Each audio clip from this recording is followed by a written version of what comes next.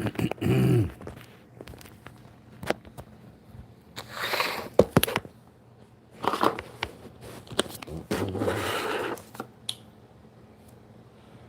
live here real quick. Actually. Do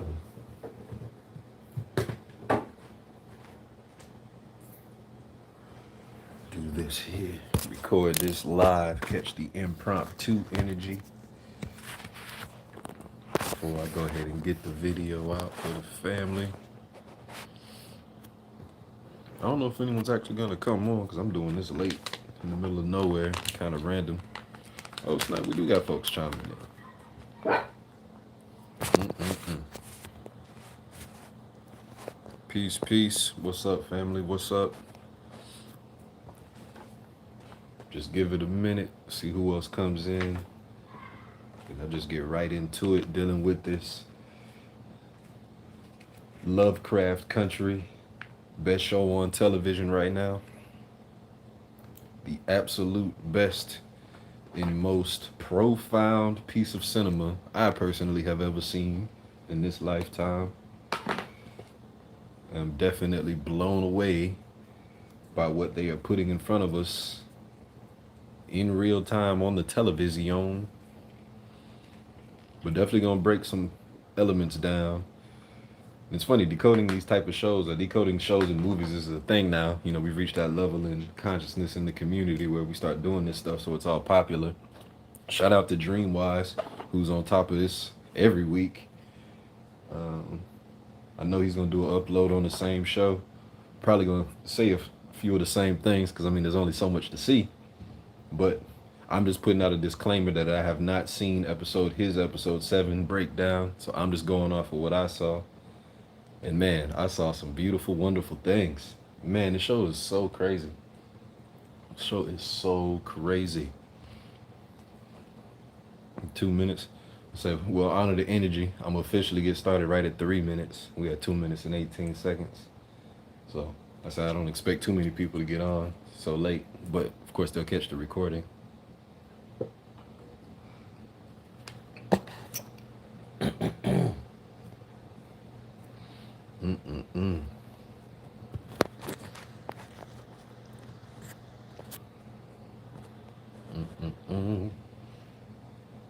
But yeah, man, Lovecraft Country. Y'all got to get into that show. My goodness. Like, man, the cosmic unpacking that's going on in that show is, I didn't even know it was legal that they could do that. Literally thought something like that wasn't even legal.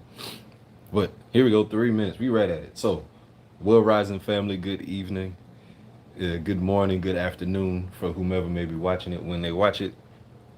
Y'all, I'm gonna do this quick breakdown, tapping into some pop culture stuff.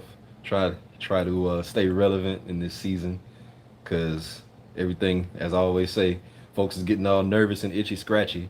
So I like to start showing up, you know, to just help calm people down. I guess that's a part of that whole "you came back to do light work" BS. I guess so, cause I'm attracted to doing this stuff. But hey, I'm annoyed by life just like most of y'all. But hey, we're gonna get through this thing. Gonna get through it. But yeah. Man, Lovecraft Country, man, episode 7 specifically is just totally just going in on the info.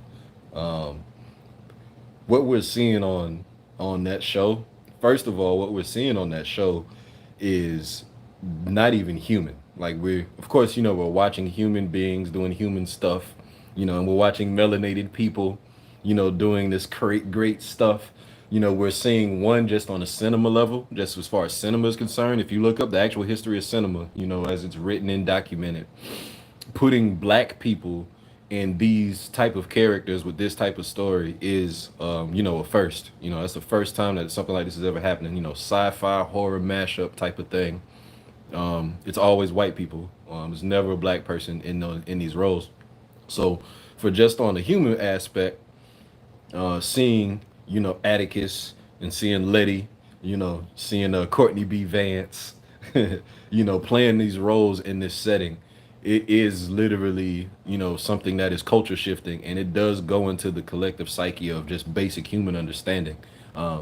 Well, and that's really why movies are occult and they're profound and they have things to do because cinema, movies, imageries, they do show the collective conscious of the time. It does show the zeitgeist energy of the time. It does show where we are in the stars and how the stars are affecting the actual masses.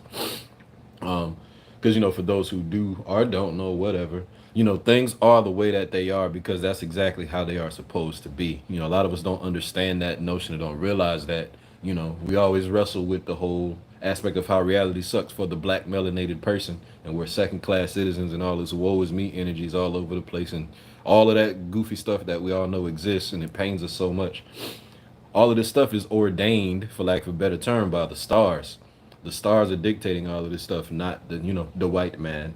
So, you know, um, the reason for all of that though is upside down. So of course in our human aspect, it sucks and it's terrible, but for the soul and the transformation of the soul and the cosmic energy that we are in our cosmic journey, we're right where we need to be. And this show is, my lord, getting into it. So yeah, the cosmic nature of this show really is just giving us a lot of symbols of things that are a part of the great cosmic journey that everyone is quote unquote supposed to go on if you are ready to stop incarnating and go back home to the mother or go to another journey and do something else.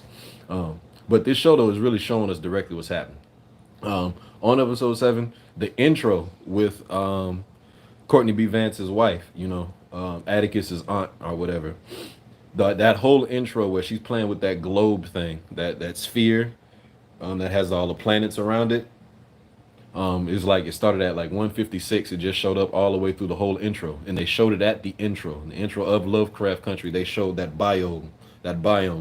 If you look at it just on the basic level, you'll think, oh, that's the solar system, right? That's the solar system. Mm-mm. That biome that they showed was the 3D realm. That whole figure, that gold figure that she turned around and spun around, she popped open the centerpiece and there was a key in it, and she took that key and she went on that journey. That figure, that statue or whatever you want to call it, that is the actual picture of the 3D realm, the whole 3D realm itself, not the Milky Way. We talking about this physicality space that we're in. That exact same figure is already all over the place. If you follow pages like N5D or whatever, some of these other woke pages that's talking about the whole cosmic rays that's coming, the December 2020 cosmic rays, and get your energy alignment ready. All of those videos, that exact same biome is what is shown on the 3D realm. Like they literally just lifted it right off of what's already known. They literally showed it to us. But the symbology though of what they're showing with it though is still amazing because when they showed it, but then they did the occult stuff. On the occult aspect, she went to the centerpiece of that biome where it had that large globe, and she popped it open, and there was a key inside, and she took the key out. That whole symbol that they showed us um, is talking about the universe. It talks about how at the center of the universe is the key to the gateway to the other side, and that whole that simple just figuring, grabbing the key, and then going on the journey is the direct lineup of what we are supposed or what we are capable of doing, and and it's funny, like she did it symbolically with the figure, and in turn it prompted the show for her to do it with her body. It went right along with what she was supposed to be doing and what she ended up doing and as a part to the show. And so that whole figure though talks about the gateways and things of that nature that really tapped right into what this occult show has been showing us if y'all have been following along, because in episode 2 it already went right into the whole DNA, the Titan blood. It showed the ritual where Atticus was being opened up, and it opened up a portal to a whole nother dimension, and there were other people there. That whole aspect is literally real. And so they showing these rituals that have taken place. They're showing these rituals, and they're showing that they have been failed before as well. They do these rituals and the whole house burns down. All of these different characters. They're showing how these lodge folks are on this mission to try to accomplish something, On episode 5 or 6, I believe, when old girl was in the closet and the lodge dude, he took his shirt off and he had a melanated chest. He had melanin all in his chest. They're working on all of these things to try to do the exact same thing of open up gateways, show our interdimensionality. That does come along with the DNA strand of melanin. Um, and it's literally a science that you can do to unlock it and to get into those journey ways and do that in real time. Do it with your real body. And just in that little intro, it just showed the whole cascading part. But then it goes deeper into it because the theme of this show, the secret theme of this show, is dealing with self-actualization. One of the major pieces that does tie into our human aspect. Because we're in this human body, even though we are more than humans, we are souls, blah, blah, blah. While we're in this thing, we still got to move through it. We still got to push through the slog of this 3D reality. And pushing through the slog of the 3D reality is our self-actualization piece. It is the thing that we task ourselves with, to where we have to transform our energy so that we can realize what we're doing, just like the show showed.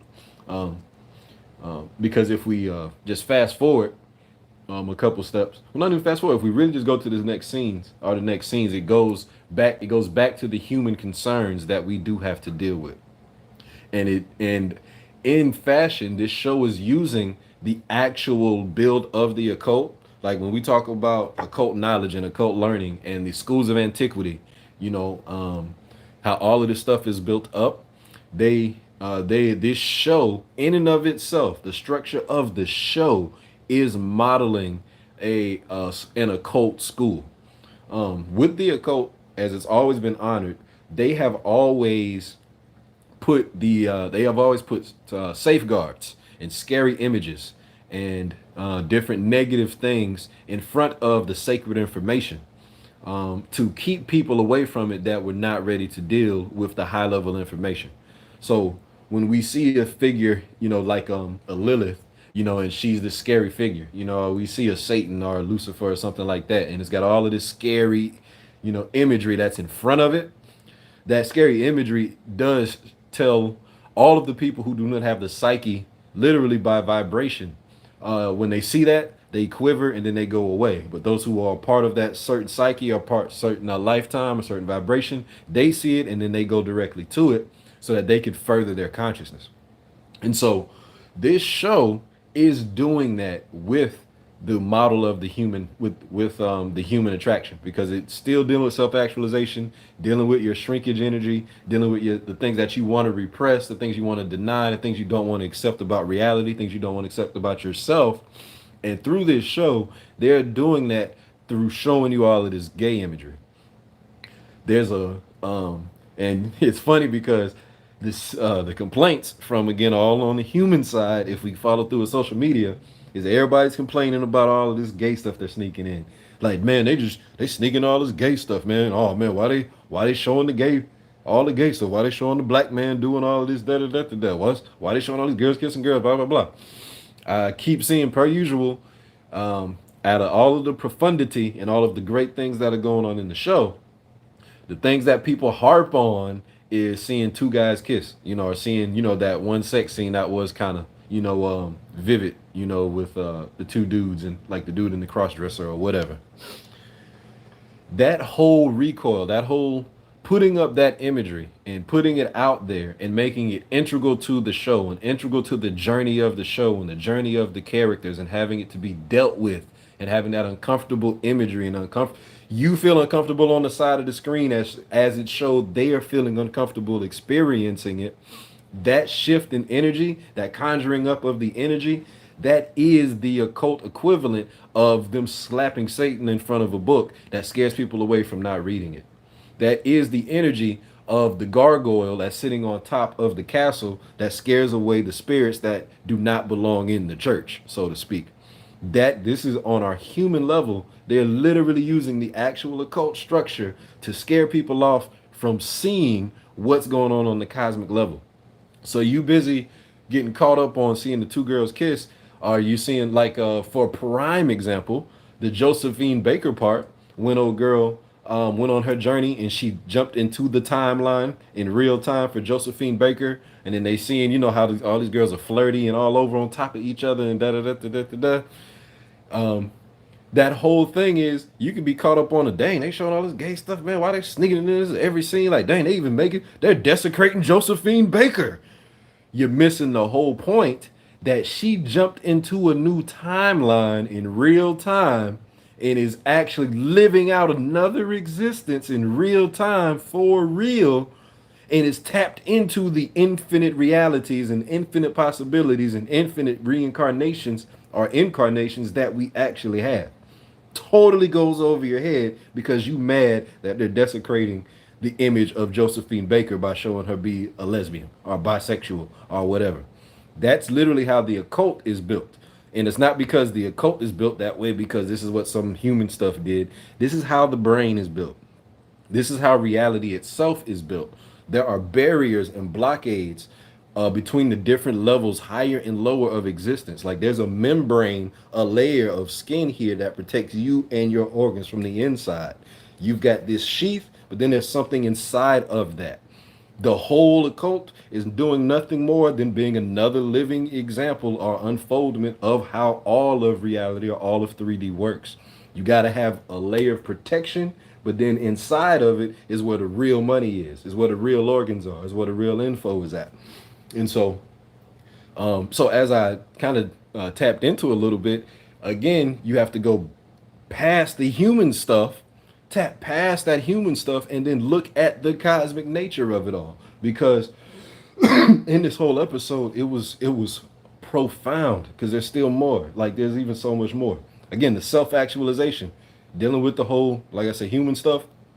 You gotta face it because as it laid out with old buddy, you know, hiding his gay stuff, you know, hiding his gay side, things of that nature. He's in the midst of having the conversation with his lover, and he's in the midst of trying to deny it, wrestling with it. Boom. What happened? His son shows up with his girlfriend. Now he's got to face it. He's got to face it. He can't hide anymore. And as he can't hide anymore, he can now move to the next phase of his journey.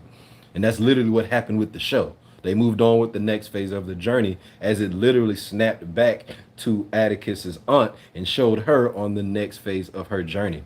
And as part of the next phase of her journey, as far as the next phase of her journey, it showed her getting to the destination where she was at the portal.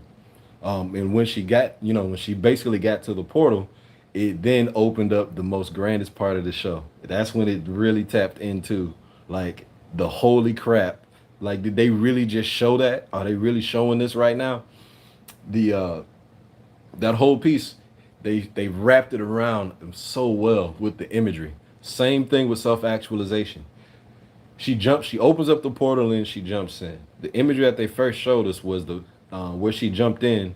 It was all purple, and it was all purpley and pink and all of that type of stuff. That purple that they were showing, that was the land of Amenta. I'm sure you may have heard of that before. Maybe you haven't, but that wasn't just randomly shown. That was Amenta, the land of Amenta, the land of the ancestors. You saw the same purple land if you saw what's the Wakanda movie? Black Panther. Remember when he took the flower, he went to that purple land and saw the ancestors? Like that purple cosmic land is literally the next level space up in this whole, you know, thing of reality. That is the astral plane. That is the next level. And they're showing you the paradox also of how it works, because she went through that portal. And if you saw that portal with the purple lens, the way that it looked, it was actually like brain matter. It was literally like some type of brain matter that was going on.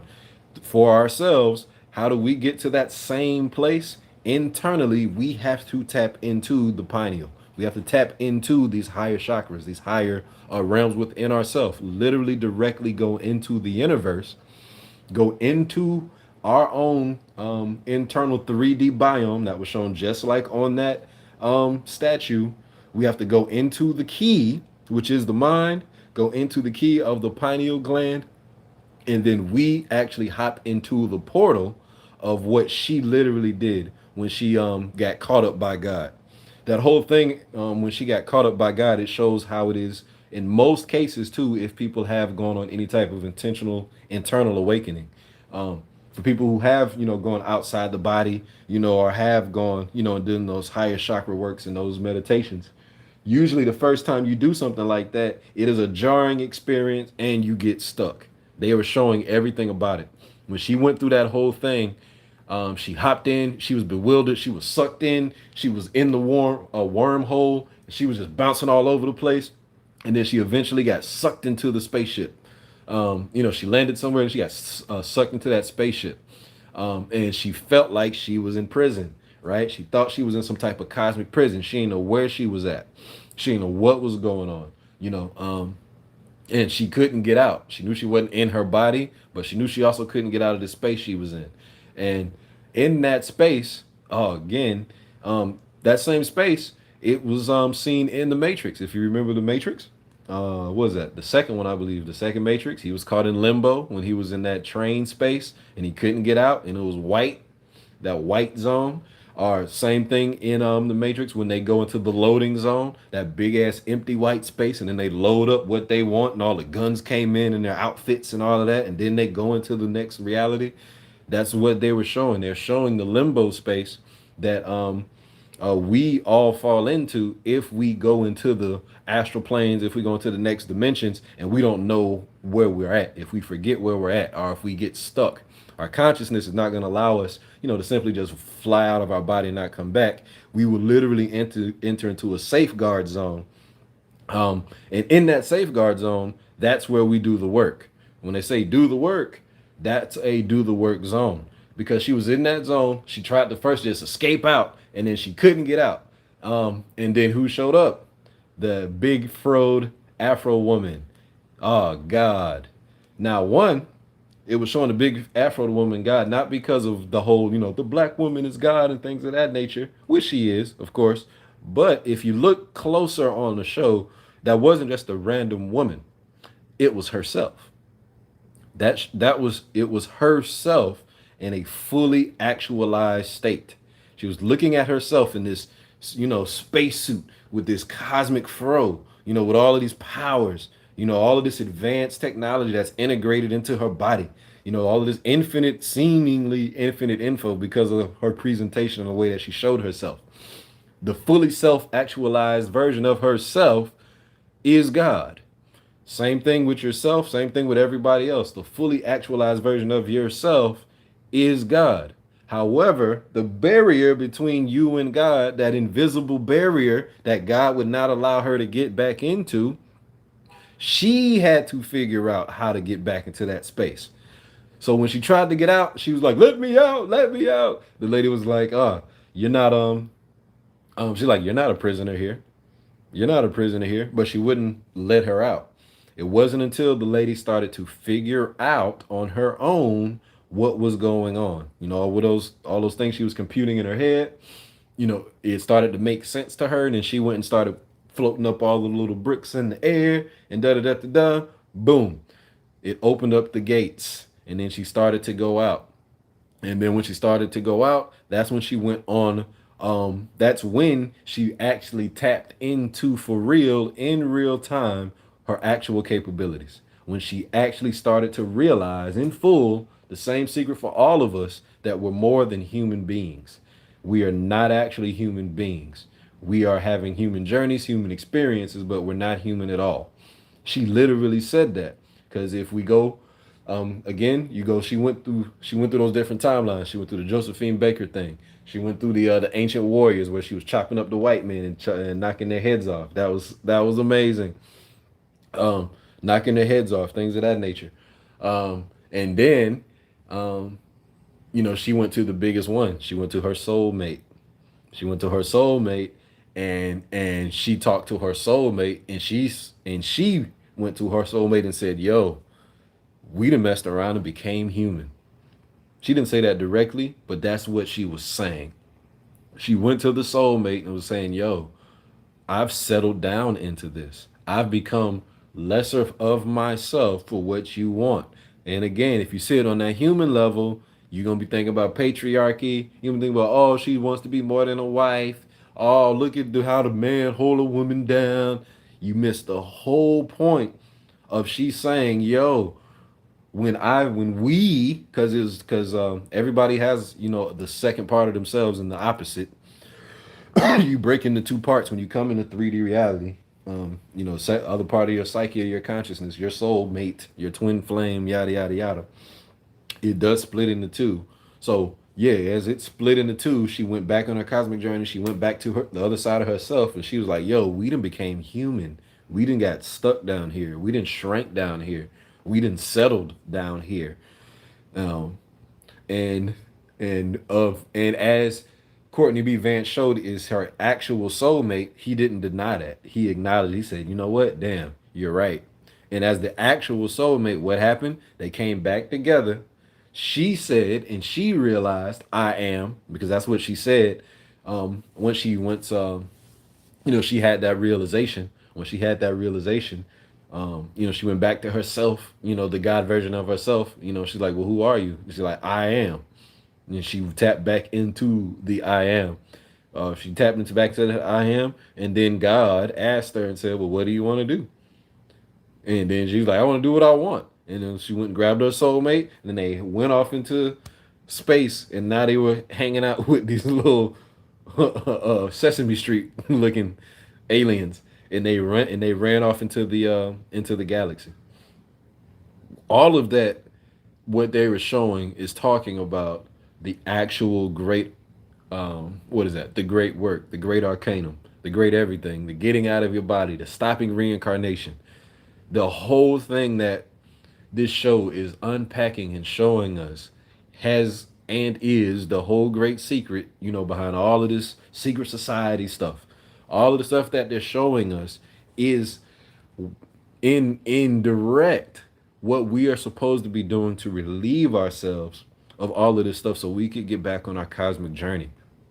Whoever is running this show is really doing a lot of humans, at least as far as the humans who are on the reincarnation cycle to stop reincarnating, all the ones who are really on this, I'm done with Earth, I'm done with being human, I'm ready to go to the next thing. Whoever does this show, they're part of that energy, and they're sending out a whistleblower to say, "Go ahead and get yourself together, because here is a nice reminder and a nice direct window into what you are, what you're supposed to be doing, how you're supposed to be doing it." And yeah, man, best show on TV, best show on TV. So yeah, I know I was a little wordy on that, but I touched upon all of the major parts. I'm sure there's always more, but just kind of riffing with these basic notes. The show's amazing, y'all. The show's simply amazing, like most amazing show ever. So, self-actualization on your human self. You gotta face your fears. You gotta face your traumas. You gotta face your shrinkage.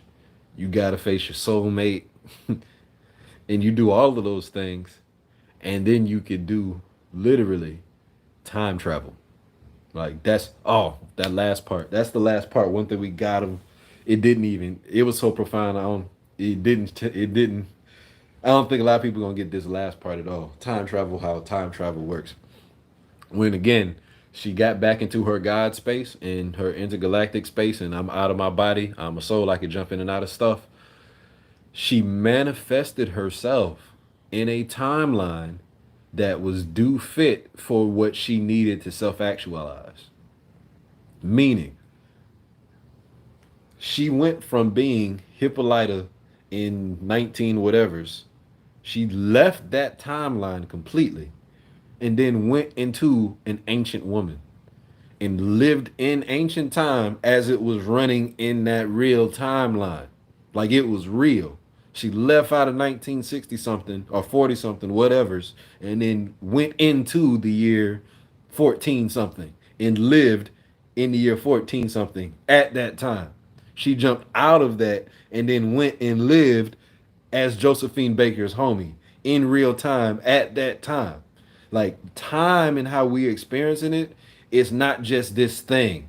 Like we're not just in this isn't just 2020 and all of this stuff. When you die, and let's say you die and leave out of this body and you're not done reincarnating, and you need to have more life experiences, whatever karma or signature code or vibration you have left on your soul energy that needs to be relieved, you are going to manifest in a reality space that will match that so that you can live through it. Meaning, this, so I'll just say for me, let's just say I fuck up and I have to reincarnate again. And let's just say that the life that I have to live, for whatever reason, the energy structure or vibration that I put on myself in order for me to exist through that life, if that life calls for me to go back and live in the year 1117, I will actually go back to 1117. I'm not going to be born again in the year 2047. It don't matter where I'm going to be born, in what time frame I'm going to be born. I am going to be born in a matching signature vibration for 3D reality to wrap around, to for it to wrap itself around me completely, so that I live out my own personal existence as God, and so that everything around me that exists is literally a byproduct of my own thoughts. I paused and held that, so hopefully some folks can get that. Because that's literally what's happening in the profundity of the infinitude of this thing called reality. And that, on one side, it's amazing, dynamic, beautiful. Holy crap, that is profound. But on the other side, it's just as equally as confusing. And that's why many of us are still reincarnating over and over and over and over and over and over and over again. So, bruh, best show on TV. It is showing everything. And man, is it amazing. And so, man, so are you. You are amazing too. Be so amazing that you don't want to be amazing no more. You be so amazing that you don't even want to exist anymore.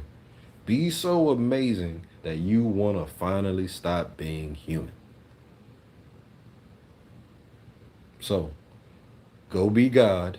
Go be that fully self-actualized Afro lady version of yourself in the spaceship. But the only way that you're going to do that is if you relieve yourself of all of that human stuff that you saw that they keep interacting with.